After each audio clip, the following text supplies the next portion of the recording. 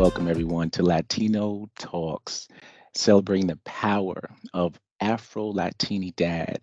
As we celebrate Black History Month, it is important to remember that the Afro-Latino community is a diverse and vibrant group which has a rich history and a culture that spans across countries and continents. From the Caribbean to Central to South America, Afro Latino individuals have paved and played a vital role in shaping the music, art, and literature and politics of many regions. Their contributions have been often gone unrecognized and underrepresented, but it's important that we take the time to learn and celebrate their accomplishments. As we celebrate today, let us also remember that we can continue this education and awareness and conversations throughout the year. Let's work together to uplift the voices and perspectives of the Afro Latino individuals in Black History Month, all the while continue to strive in one accord for more inclusive and equitable society for all. Thank you, Hacemos, for convening this event. Let's enjoy the celebration of Afro Latino culture and heritage together. Well, good afternoon, everyone. My name is Damaris, and I want to take the time first of all to thank you all so much for joining this call. Promise to make it a fun, nice day so that we can actually have great conversations here. I am actually a Cricket Wireless employee, and I represent the Training and Communications Department. I'm also the Vice President of Operations for Hacemos Atlanta, and I'm the mother of seven, uh, grandmother to 16, and I identify as an Afro Latina. So you might say, what is that, an Afro Latinidad? Um, why can't you just be Black? Why can't you just be Hispanic? Well, to answer that simply, it's because I'm both. Afro Latinos are descendants of Latin America and the Caribbean, and we have African origins. So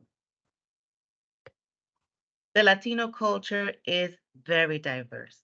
Latinos are generally united by their respective country, their customs, and or their language.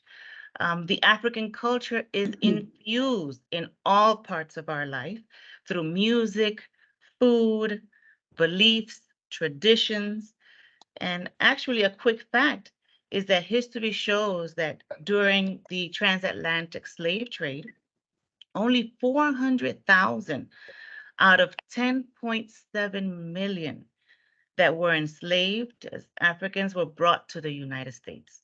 So this means while not everyone remained enslaved, um, survivors of this did end up in Latin America, including all of the Caribbean islands. So countries, and I'm going to read this off because it's a lot of them: Brazil, Colombia, Costa Rica, Cuba, Dominican Republic, Ecuador, El Salvador, Guatemala, Haiti, Honduras, Mexico, Nicaragua, Panama, Peru, Puerto Rico, Uruguay, and Venezuela call their call this their home. So many Africans settle there. In fact, Latin America has, as a whole, has the largest population of Blacks outside of Africa. And why is this important, you may say? Well, today in the United States, Hispanics or Latinos, Latinxes, however you want to call us, we make up a critical part of not only of our employee base, but also our customer base. But here's the real issue. As much as two out of every three Afro Latinos say that they have experienced discrimination or have been treated unfairly compared to those of lighter skin. So, what's our goal for today? Our goal for today is to listen, understand, and act. The discussion will help us just to do that. So, this way, we all can take these words that are on the screen and kind of push them out of our mind. And we can also, all of us, feel valued, respected, and empowered. So let's start. I'm going to go ahead and introduce our panel today. And I'll show pictures here. And as they come up on a screen, we will be sharing their bios. So please, feel free to chat if you want to. We have a chat moderator, and I'll show you her in a few moments. But let's start with our panelists. Okay. So our panelists, we will start with, as soon as I get my screen up. And I'm starting from left to right. That's Eric Feliciano. Eric Feliciano is an area retail sales manager. Milagros Montuti, and she's the director of sales for indirect and retail sales and service for the Southeast states. Catherine Reynoso, which was on the bottom side, and I'm sorry if I mispronounced your last name. She's the director of program management, AT&T Public Sector. And then we have Miss Daisy Martinez, and she's an assistant manager, store kiosk for retail sales and service for Southern California. Welcome, all you panelists. Now I'm going to introduce you to our moderators.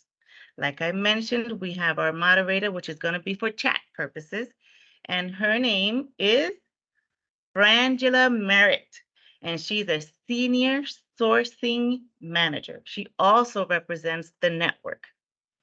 I'm over here on the right side. I'm Damaris Ara. You know all about me. My hair is straight there. I decided to go curly today. How about that? And in the middle, we have Kelly McClinton, and she's a level 3 retail sales manager with AT&T. And Kelly, the stage is all yours. Well, thank you for that amazing introduction. Again, I am Kelly McClinton. I reside in Delaware and I run a store here. I am also a graduate of North Carolina Central University, HBCU, Go Eagles. And I decided to do this because I have two kids that are Afro-Latina, and I wanted to make sure that I can help them navigate in a space that I'm not sure of. So I'm here to understand and learn today, just like everyone else. And I hope you all have a great time. But before we get started, let's go ahead and get in the chat. I want you to put in the chat, what is your favorite Latino dish that you like to cook, that you like to eat? Everybody put it in the chat it up, and let's see what we got out there.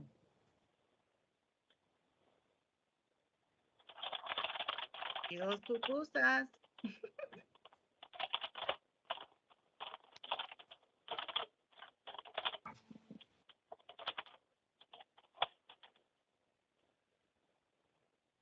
I see some rice and beans. I see paella, mole, toston. Is it tostones?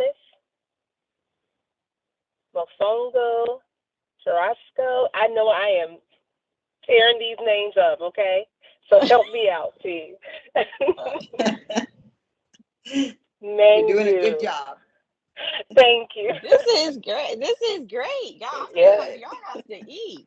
I'm hungry. Got some good dishes out there. Empanadas, those are my favorite.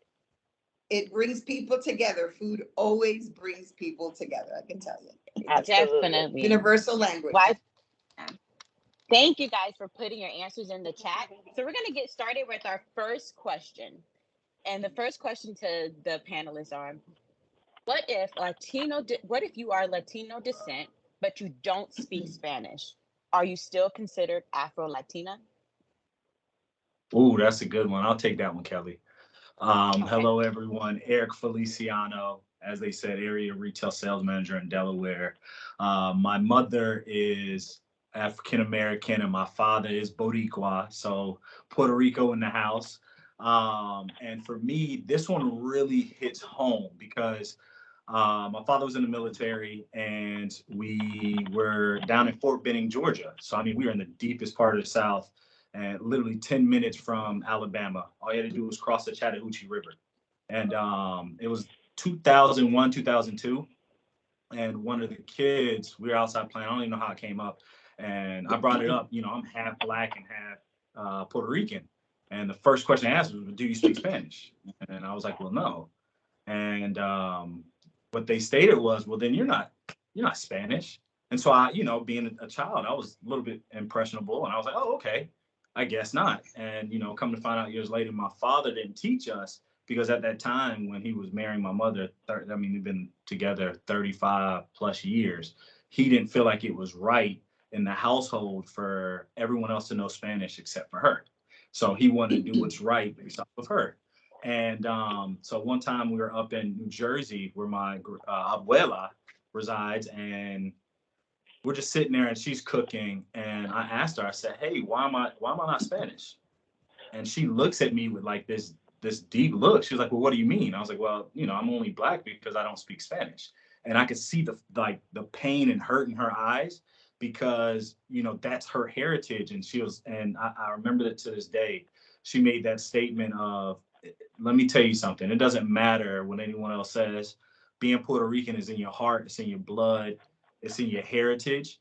And don't you ever let someone change that. And I could just see that in her face of like, no, don't, I feel a little bit disrespected because you are a part of me, you're a part of our family. It doesn't matter if you speak Spanish or not. And so being from that point, I'm 2002 all the way up until now, I've always made sure to identify as both because that is my heritage. And to the point where now I'm a father of three. Wife and I have been married 10 years here in June. We make it an emphasis to teach the kids about their heritage.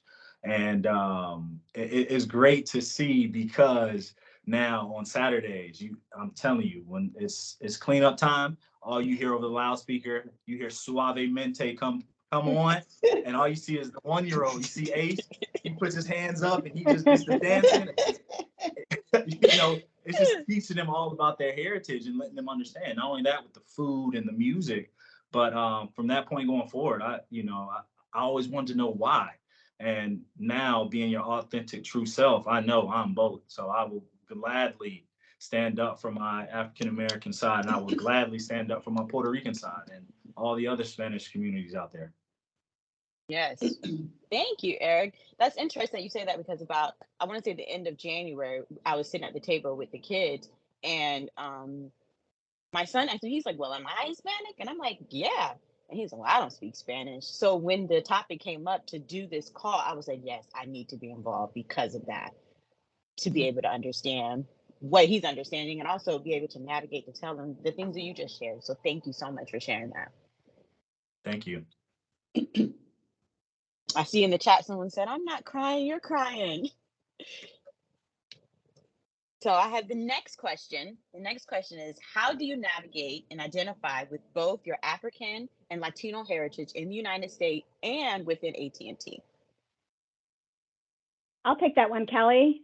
Hi, everyone. My name is Catherine White, and thank you, Damaris, for the intro. I haven't been called Reynoso in more than 20 years, and so I appreciate it. I tell my husband, after we reach a certain point in our marriage, I want my name back. So great introduction. Thank you. As Kelly, to answer your question, a little bit more about myself. I am the daughter of Dominican parents. My maiden name, like I just said, is Reynoso, and my first language is actually Spanish because when I was born, my parents didn't know any English, right? So by default, I learned Spanish. I was born in Washington, D.C., so I'm first generation American, right? So that's another box that we check. People like me, people like us, that's representative of who we are, right? So fast forwarding to today, I'm married to an African-American husband. We have twin daughters who identify as AfroLatinas, and I'm a graduate of Hampton University, another HBCU. That's right. And trust me now, when I stepped foot on campus, I had no idea what that acronym stood for, right? Because I'm Afro-Latina, my experience is very different. I knew, though, that I was there on full scholarship, and I was not leaving without a diploma because I was not allowed back home. So therefore, I made it work and actually had the time of my life. I was class president consecutive terms. I pledged Delta Sigma Theta Sorority Incorporated, and it was a very inclusive environment.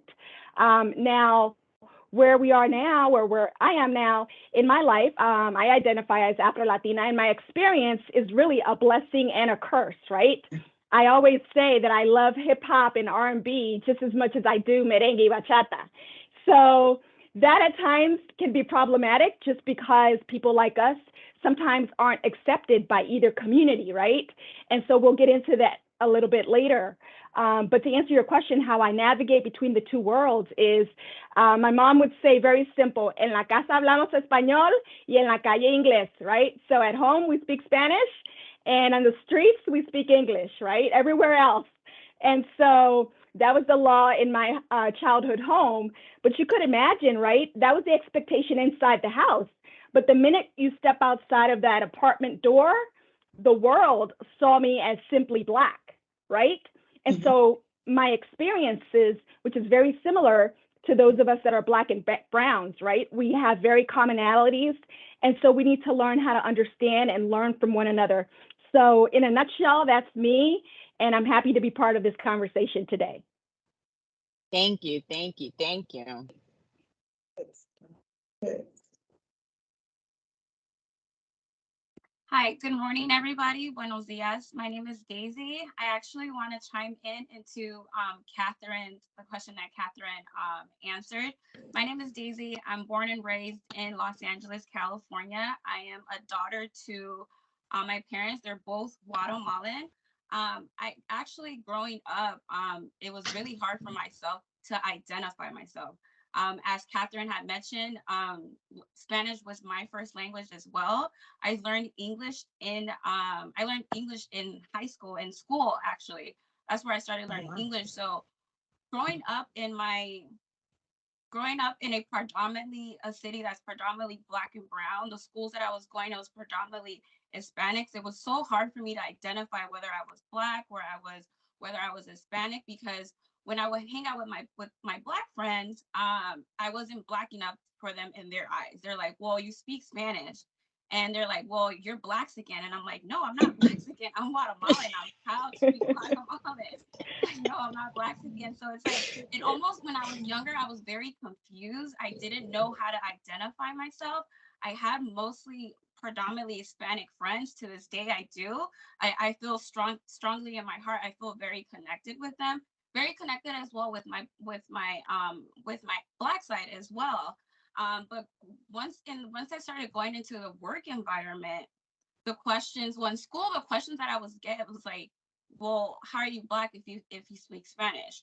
That transitioned into once I started working in the work environment, it's like, well, why do you speak Spanish? And it's like, kind of like, you're like, oh, I'm helping you. I'm speaking Spanish. I'm speaking a language that, we can connect with each other. And it just almost sometimes will make me so upset. I'm like, well, my parents are from Guatemala. I speak Spanish. And then some will be like, really? You're from Guatemala? You're Black? I'm like, yes. And sometimes it's like my own people, my people from Guatemala, they're like, they look so confused. But for being Guatemala as well, Guatemalan, I'm very proud to be Garifuna. Garifuna is, I identify myself, my race as Black. My race is Black. I feel like my identity is Hispanic, but my roots, my culture, my heritage, I'm Garifuna. Garifuna is, it's our language, it's our food, it's our spirituality, it's how we speak, it's how we dance. I'm not sure if you guys have listened to some punta music.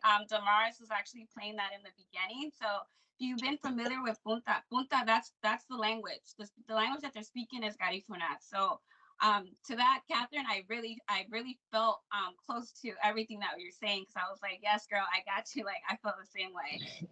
And I got you. Thank you, Daisy. Yes, sopa de caracol. When I hear you speak and you say Garifuna, that's what I think about. So for sure, I had no idea what they were saying, but Guatameli con su, that was the jam right there. Yes, and then I don't speak the language. That's another thing. Like, growing up in my household, we spoke Spanish. We always spoke Spanish at home. To this day, I still speak Spanish with my mom. She actually, my parents became citizens as well after migrating from Guatemala at a very young age. They became citizen Americans. So that's just going to show my parents are very hard workers, and that's where I get my drive from, is from my parents. But I do know one word, which is good morning, and it's Buiti Binafi.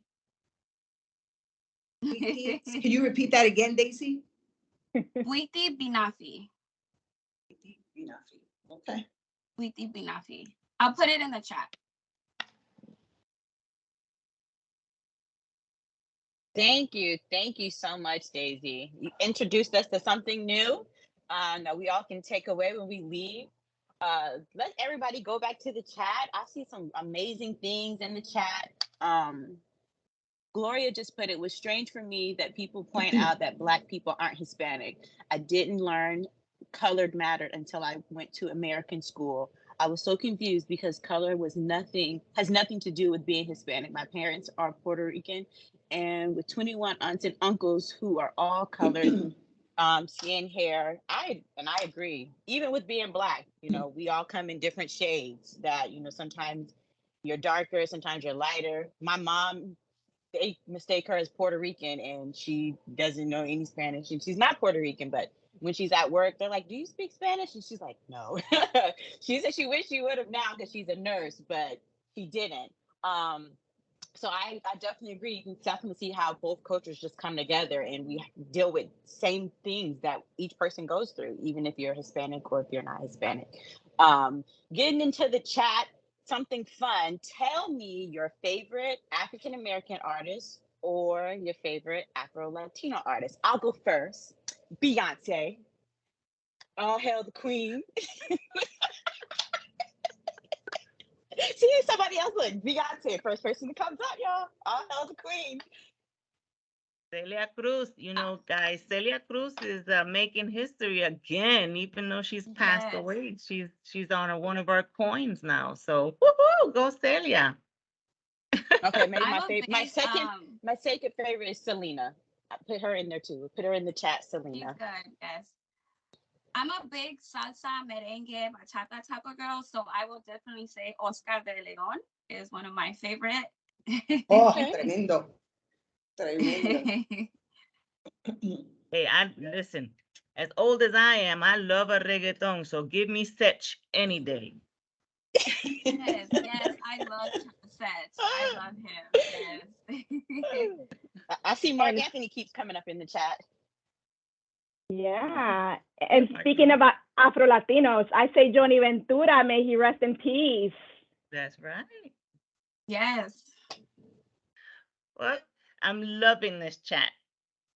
I want to hear from Milagros. Milagros, can you discuss the role of intersectionality in your experiences as an Afro-Latina in America? Absolutely. And first and foremost, good afternoon, everyone on this call. So excited. And just want to, before I start answering that question, make sure that everybody is really aware of the times that we're living in and just listening to the stories from Catherine, from Eric, and just see the trajectory, right? Where as opposed to maybe 5 years ago, 10 years ago, we didn't have these spaces to kind of speak and bring this knowledge up. So very fortunate, very fortunate, very fortunate. Before answering your question, I'd like to speak a little bit about myself. My name is Milagros Montud. I was born and raised in New York City, East Harlem. My mother's Puerto Rican. She migrated to the United States at 14 years old. And my dad is Afro-American. He was a correctional officer. They met in Grand Concourse. Those that know New York know New York. And I am the youngest of 7 children, right? So you can see that heritage there. Just like Catherine's experience, we spoke Spanish in the household while we lived in New York City. And we had to speak to my abuela, we would call her mama, in Spanish. No English, none of that stuff. She came over when she was 40 years old. So none of that stuff. It was la bendición. If not, you don't walk into that door, right? You didn't go from those projects. You didn't walk into that project door.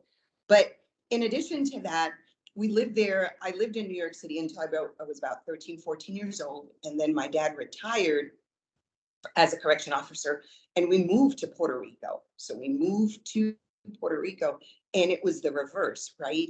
We would speak in English in the household. And then when you went out, you would speak in Spanish and that. So we kept very, very close to us, those 2 languages. And that's replicated through my nieces, my nephews, and their children, right? To keep those 2 languages there. My father fought very hard to make sure that we kept those 2 identities there. But also when you bring forth and living in 2 different eras, right? And living in New York City, well, I looking back, you were Puerto Rican when we lived in New York City. That's where we were. A lot of those attributes are more physical, right? So it's how your hair was. You see me pelito lindo now, but I didn't get this alisadito. I didn't get this relaxed until I was about 15 years old. So you would see a little bit of difference there. So, and we would speak Spanish. We talk about a little bit of colorism.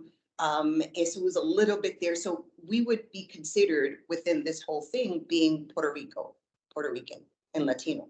Then when we go to Puerto Rico, because the color of our skin, obviously, and I have brothers different shades and colors, well, we were considered Black. And then we spoke English. So we were Americano, negros Americano, while being in Puerto Rico.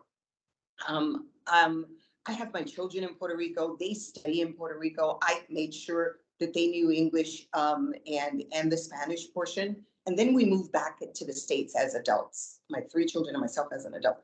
I was promoted within AT&T. And that's where I had to start having the conversation, the talk. Because although I love my Shakira and I love my Jennifer Lopez and Jenny from the block, well, I don't look like her. So what people see and represent as Latino is far remotely of how at least I initially look. And I think that's what happened with you, Daisy. So where are you? So I had to have the conversation with my children saying, hey, in Puerto Rico, everybody's Puerto Rican. But when you get to the States, you're Afro-Latina, you're Black. Check off that box. What's the race? Black. If we're fortunate enough, if you're going to work in a forward-thinking company, they might put an ethnicity there, they might not. And if they do, that's where you check off the Hispanic. But if not, you're Black. I remember, I haven't shared this with the team, my oldest daughter was moving out west because she wanted to do her master's there and she was going to Idaho. Ay, Dios mío, Idaho. Dios mío, Idaho. Idaho. And I had to have the talk. We had to role play what would happen if they stop you, how you would have to act. We had to have the conversation, just not of colorism that we had in Puerto Rico. We also had to speak about tokenism, because for some people that might be fascinating. And I wanted to really make sure that my daughter understood, and we'll get to intersectionality right now, that she understood that although she was going to be selected because of her intelligence and her preparation, that she wasn't going to become a token for someone to fill in the box of a minority group. So those are the layers there. So intersectionality, before it's basically what stems from it, is it ensures that no one is left behind because of their experience. When we speak in regards to women and think that women are representing us, unless there is a Black woman there, gender by itself does not represent us. Race by itself does not represent us. And ethnicity by itself does not represent us. So intersectionality is making sure that you were able to bring in every movement, in every policy, in every experience, our cultures and who we identify as. And it's like placing back layers over layers, right? So that had been my experience here with AT&T, an amazing company, but we had to have the conversations because back in the day, I've been here more than 20 years, having women in places of authority and what we can call in different places, we thought that we were checking off the box. And then I would see someone of color, but typically would be a man of color. So that doesn't represent me because although it's a person of color, it's not my gender. And then we would see someone of Hispanic heritage, typically a man, but not of a Hispanic heritage in regards to being Black. So those are things that we want to bring forth, right? To have that visibility of who you are and understand and really engage with the wealth of understanding that we're the result of a lot of things. And that's what makes us beautiful. That's what makes us that we're a commodity in regards to bringing forth an experience that no one else can speak about. Because we have a different lens, because we've been raised with a different lens, because we've gone through different experiences or through our life, and so that's our wealth, right? That's what wealth. So it sets us apart, but in a positive way. So that's been my experience. Like I started at the very beginning, just curating this platform to have these conversations, and be aware of how we're going to self-identify. And I want to give some stats there before I pass it on to my peers here, my colleagues. You know, the Afro-Latino self-identification has increased in the last 10 to 12 years. 10 to 12 years. It's increased 11.6%. That's 1 million in 2020 as compared to 2020 compared to 2010. So because we're having these conversations, because we're bringing forth these platforms, because we're speaking and creating a platform of inclusivity and adding on, people are starting to really find that pride to identify themselves as Afro-Latinos. Love it. Milagros, you have brought out so many valid points. One of the things that we were discussing here when we were getting together is how sometimes we don't see that beauty in our own selves, because here we have a cousin that's blonde and blue-eyed and has silky hair, and TV says that's beautiful, that's Hispanic, that's Latina, that's what represents us. You don't see many of us on TV, not in the Spanish channel, sorry. But now there's Amara La Negra. La Negra. Amara There's La so many, Negra, yeah, yes. there's so many, and like I saw in the chat, there's so many people that are African American, yet they're also Latino, and they identify as Afro-Latino. So Yeah. it's time to embrace, right? So one of the Damaris, experiences, I would add on, it's so subtle sometimes, and we just have to yes, keep the conversations going. A beautiful, and someone that has stand for the Hispanic community, and it's at the threshold, in groundbreaking in regards, is Lin-Manuel Miranda. Amazing. He's done that very well. But one of the constructive critique that was placed on in the Heights was that there was no representation there of Afro-Latino. and that's not There what was, it looks and this like. is someone, and we know, right? This was an oversight. It wasn't something to, so we know where he comes from. That's clear. But it just goes to show you, right, that everything was about this experience in Washington Heights and bringing this all together, but there was no representation from the Afro-Latino community. That's intersectionality. You've got it. Perfect, perfect. So anybody have experiences that you want to share? I'll Donatus, share. while we're waiting. Oh, go ahead. Please Okay. share your story. No, I was gonna say, so growing up, right, as Milagros was saying, 30, 15 years from now, right, things have changed so drastically. And I remember growing up and having extensions in my hair and colored contacts. And that's how I got my husband. No. and then the layers. And then the layers start coming off, and thankfully, 30 years later, we're still together. But at the end of the day, it's that experience. It's like, where do we fit in? We're not Black enough for the Black community. We're not Latino enough for the Hispanic community, right? So we're always trying to either pass, quote unquote, or fit in, right? And we have to experience colorism and all those other things, right? Of not feeling secure enough or good enough, and how do you assimilate to these communities, right?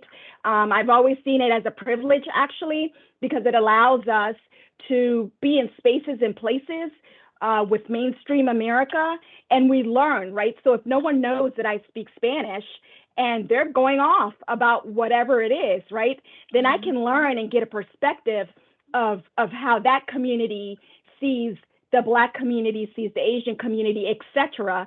And I can use that privilege of passing, to help empower underrepresented communities and mentor and help others live and learn and be empowered themselves. So it is a privilege to be like us and have all of these diverse parts.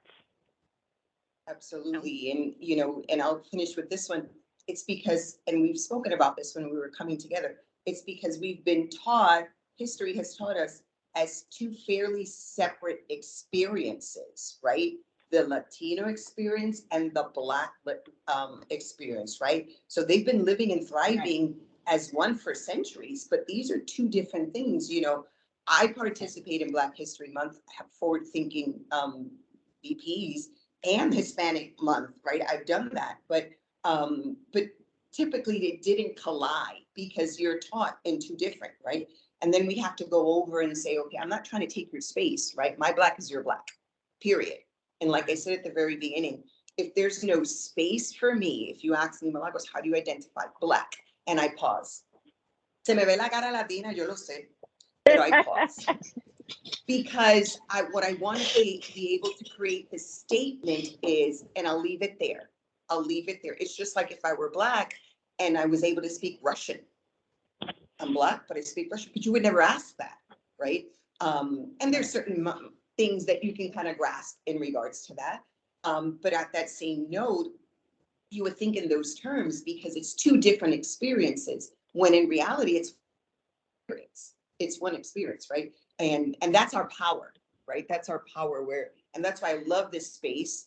And Omani, you for joining, because we're connecting where we are and being stronger together, where 1 + 1 = 3, not 2, but 3, because there's power in that threefold there, right? It's stronger type of rope when you knot that in 3 dimensions.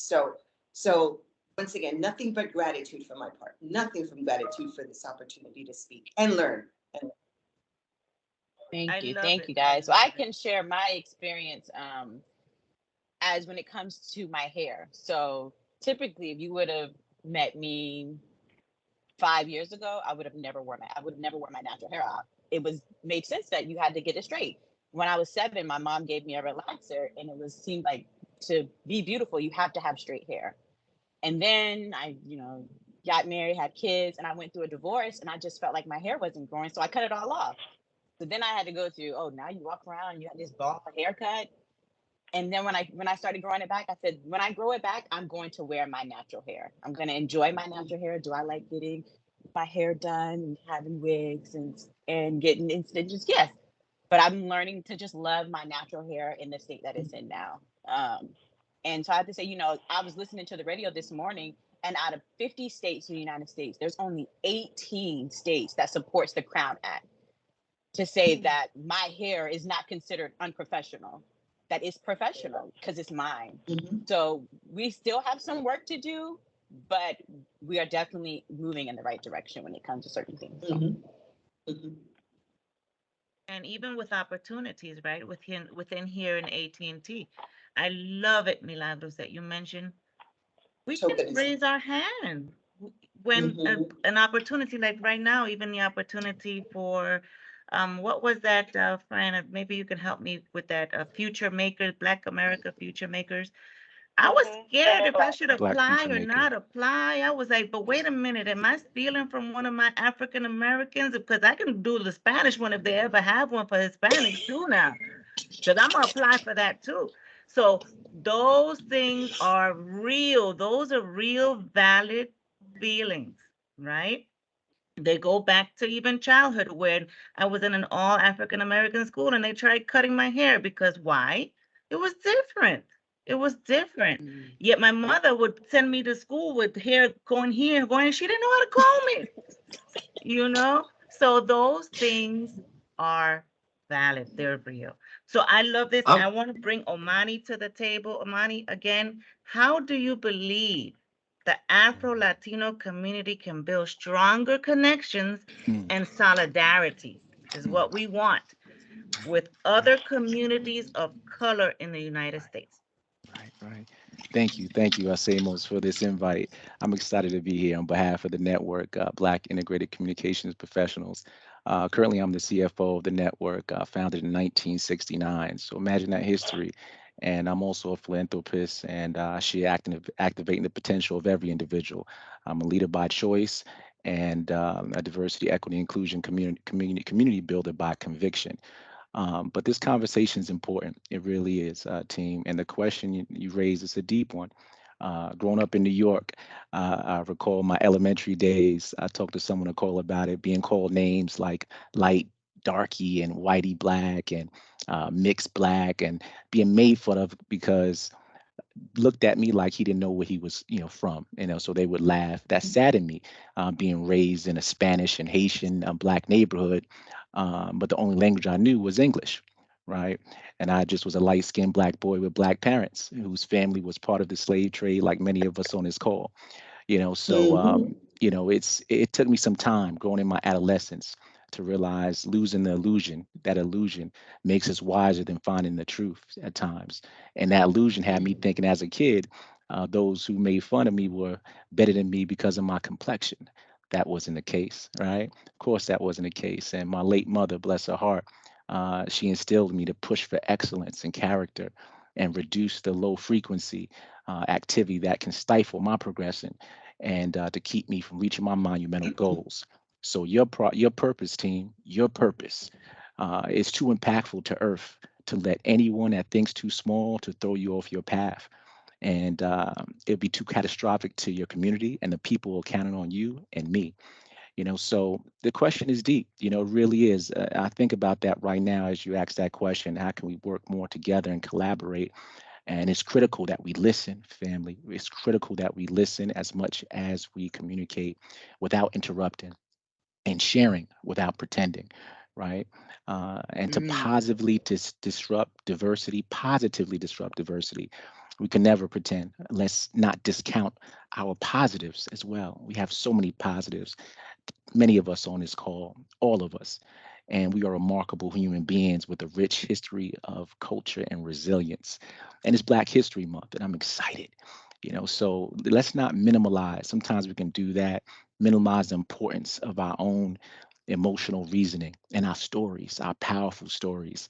Let's all commit to speak without accusing and giving without sparring and promising without forgetting, and let's not Mhm. ever blame ourselves for our beautiful complexions that we have, as I did as a kid, not no more. But we didn't create ourselves, God did, and our parents did, so I believe, we are the example. We are the example as leaders. Let's challenge ourselves. Let's celebrate. Let's promote one another. Let's appreciate one another. Let's empower one another, and that's the key. And there's no stopping what we can accomplish. That's the way I feel about it. Thank you for asking. Really, really powerful question. And I think we have time for one more question. And this one I'll direct it to all of our panel. Okay. Maybe we can start with Daisy. So, Daisy, why do you think it's important to discuss Afro Latinos during Black History Month? And what degree of Black is really Black?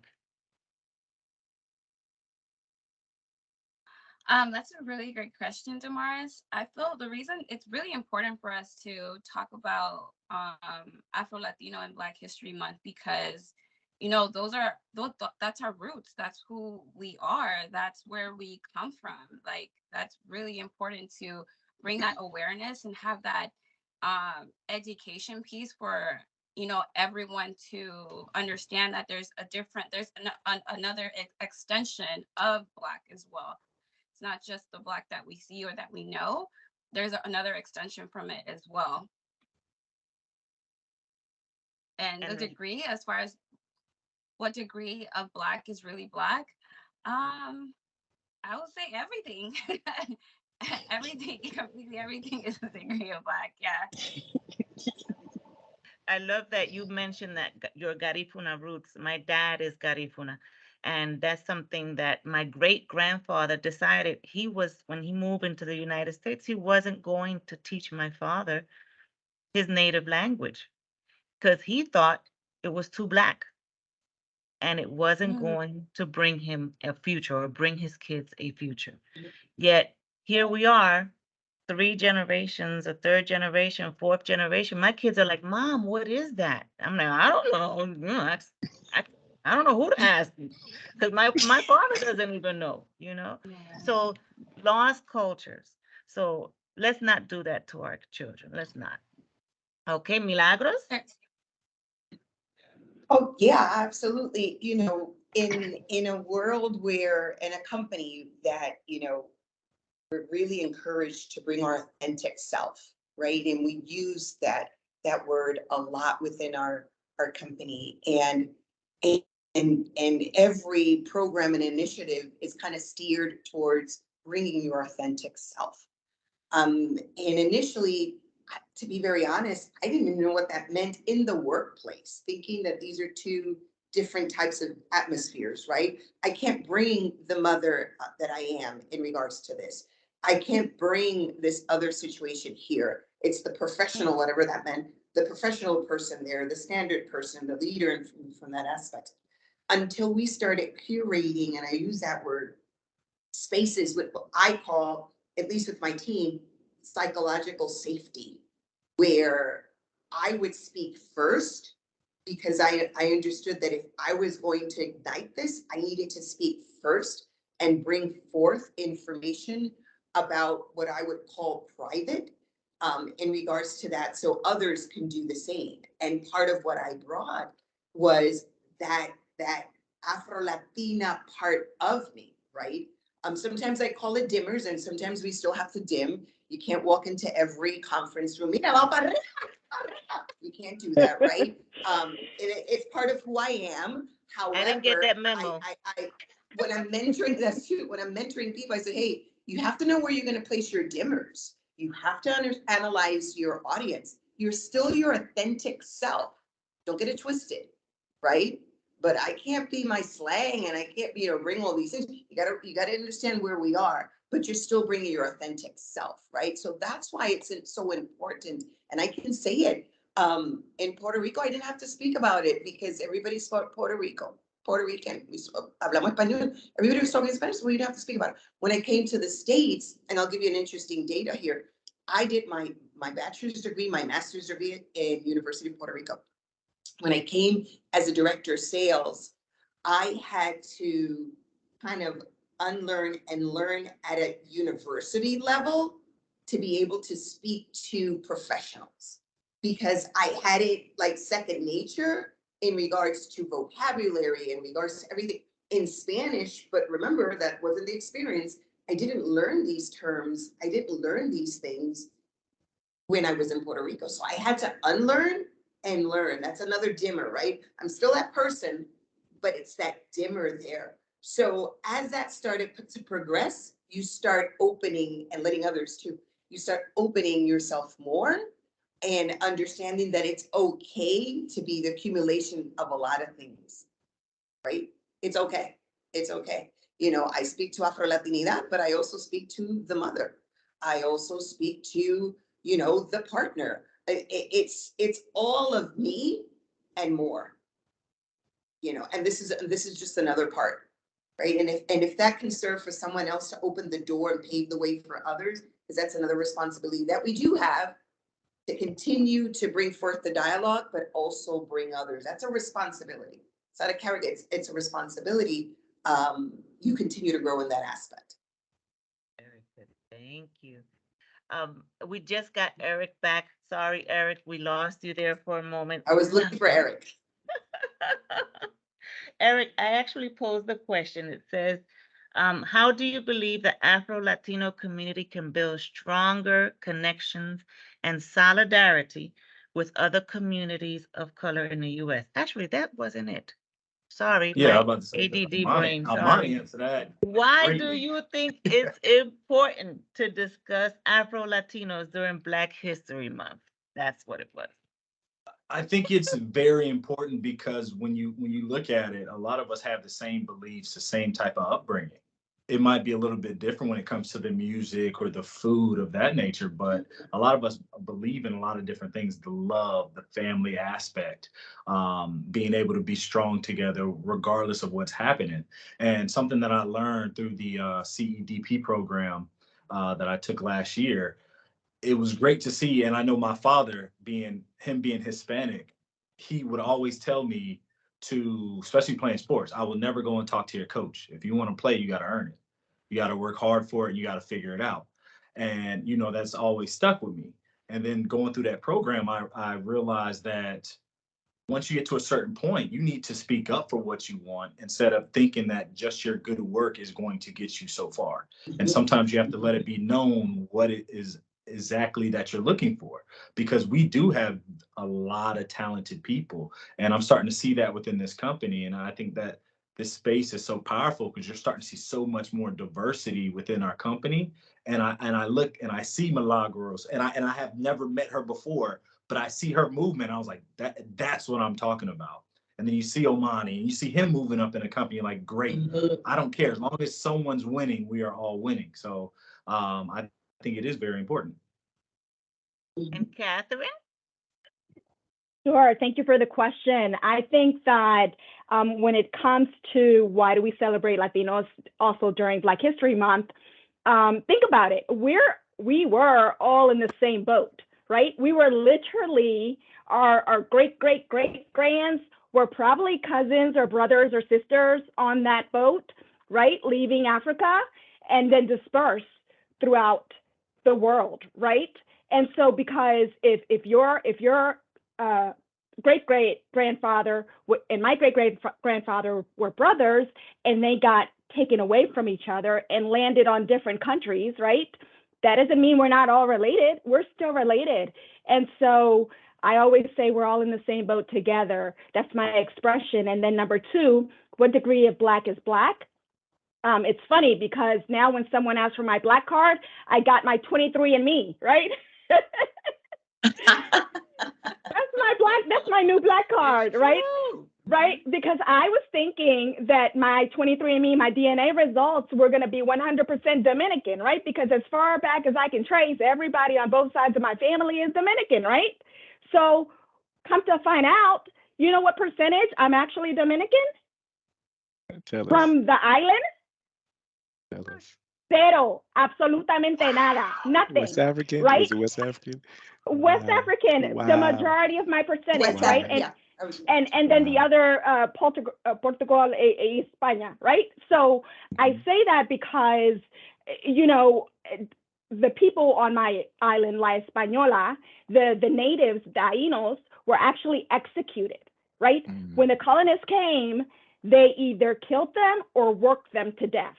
So it's very hard to find someone who is authentically from the Dominican Republic, the island La Española, right? And so through DNA trace. And so think about it. All of these experiences we share in common, right? And so let's work together as a family that we are, instead of trying to separate and classify one another in these different boxes. Yeah. And think about it, Catherine, in the 1800s, right? He brought more than 10 million, I think, if I'm not confusing the number, 10 million Africans to Latin America, right? So countries, so that cultural mixing was one of the byproducts of colonization. So to your point, right? That coming into the United States, coming into America, they made various stops, and where they stopped, they procreated, right? So Exactly. once again, it's not all, I love her, I dance to it, but it's not all J-Lo. No, it's not all J-Lo. It's not all Shakira. And if it is, and you trace that backward, Afro-Latinas son definitivamente. Definitivamente. Exactly. Hey, guys, Haitians are Afro-Latinos also. One thing I learned doing my research here, I never thought, well, they don't speak Spanish. Well, Eric doesn't either, right? But they're Afro-Latinos. Yeah. All right, Kelly, good time for you. Well, guys, I just want to say thank you. This was an amazing conversation. This was amazing time. I want to thank all of you guys for keeping the chat active. You guys did not disappoint. Everybody was in the chat. Everybody was sharing. So I just want to say thank you. And let's keep this conversation going. We all have Twitter. Tag us, add us, share. I would love to see how everyone is celebrating Black History Month towards the end of the month. Don't forget to keep loving each other, keep sharing, keep encouraging, and continue to be one. We all have the same path, and that's to get up the next day and make sure we were better than the day we were yesterday. So to do that, we got to win together. So keep the conversation going. You can find me on Twitter. It's I am Kelly. No, it's not. It's I am Kells MCC. Please tag me, add me with these pictures, and I'll tag everybody else. So I just want to say thank you guys. Thank you for joining. And I can't wait to see you guys next year. Thank you, Se me everyone. cuidan. Listen, understand, and act.